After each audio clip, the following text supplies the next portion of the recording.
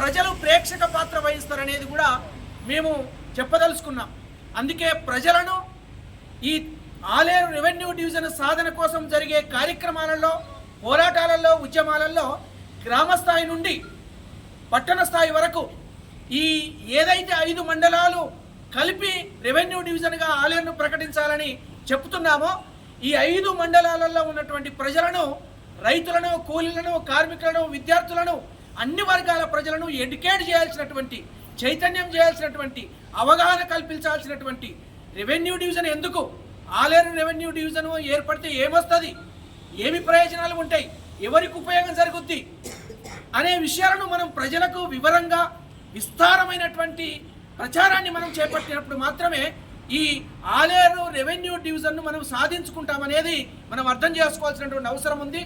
Division సాధన గత కొన్ని సంవత్సరాల నుంచి తీవ్రంగా ప్రభుత్వ దృష్టికి తీసుకుపోతూ ప్రజలను కదిలిస్తూ వీలైనంత వరకు అందరినీ యూనిటీ చేయడం కోసం జరుగుతున్న కృషి చాలా అభినందనీయం.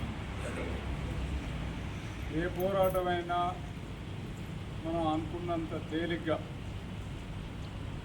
విజయవంతం అవుతుంది ఈ రూలింగ్లో అనేది మన భావన ఉండకూడదు.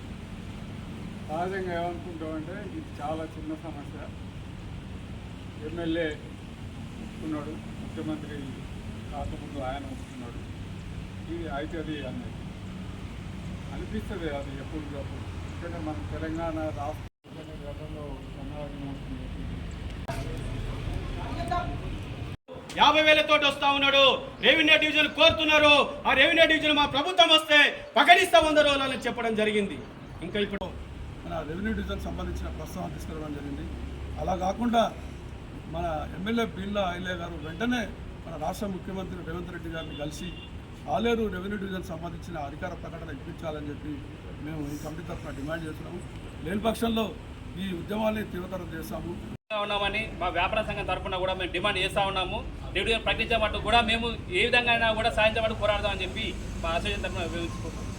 అందరికీ తెలుసు, ఎన్నికల ముందు ఊరుకొచ్చి ఓట్లు కావాలంటే, సీట్లలో గెలవాలంటే రెవెన్యూ డివిజన్ ప్రకటిస్తా, మా పార్టీ మా ప్రభుత్వం వస్తే 100 రోజులు పట్టదు, కొన్ని రోజుల వరకే రెవెన్యూ డివిజన్ ప్రకటిస్తా అన్నది కాంగ్రెస్ పార్టీ సర్కార్, రేవంత్ రెడ్డి ముఖ్యమంత్రి గారు ఈ ప్రభుత్వంలో అందరు.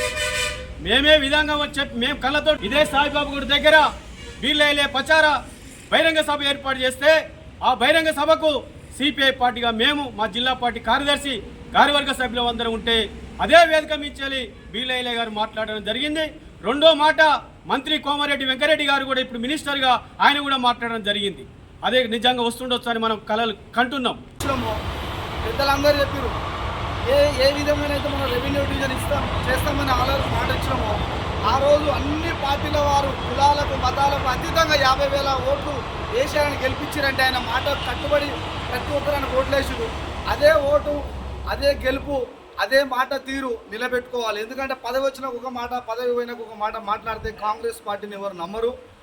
ఆ నమ్మకాన్ని ఒమ్ము చేయొద్దని బిర్లైలే గారు అఖిలపక్షంగా తర్వాత మనం అసెంబ్లీ కాడికి పోతే ఆయన మనకు టైం ఇవ్వడం జరిగింది. పనులకు రోజు పోయేస్తున్నటువంటి పరిస్థితిని కూడా మనం చూస్తున్నాం. అదే ఆలేరును రెవెన్యూ డివిజన్గా ఏర్పాటు చేస్తే ఇక్కడ కొన్ని ప్రభుత్వ కార్యాలయాలు ఏర్పడతాయి.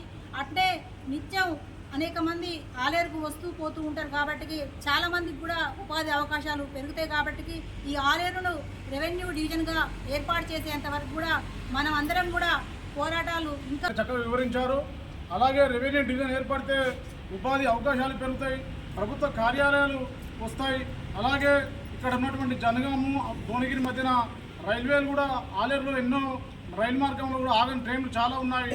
అలాంటివి కూడా ఉపాధి కోసం హైదరాబాదు, వరంగల్ వెళ్ళే నిరుద్యోగులకు కూడా ఉపాధి అవకాశాలు, ఎక్కువ అవకాశాలు పొందే అవకాశాలు కూడా ఉంటాయి. కాబట్టి అభివృద్ధి వెనుకబడుతుంది, అమ్మాలేరు ఆగమైతుంది, అభివృద్ధి ఏలేక వెనుకబడుతుంది, అమ్మాలేరు ఆగమైతుంది, అభివృద్ధి ఏలేక వెనుకబడుతుంది.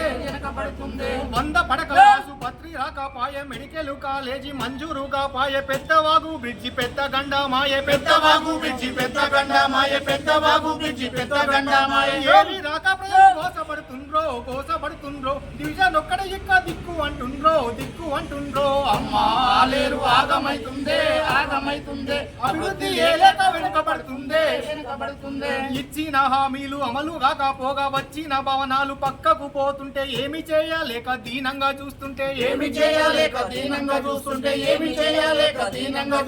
ఆలేరు డివిజన్ సాధన కోసం పోరు చేద్దామో అందరొక్కటయ్యి కొట్లాడుదామో అమ్మా ఆలేరు ఆగమైతుందే అభివృద్ధి ఏలేక వెనుకబడుతుందో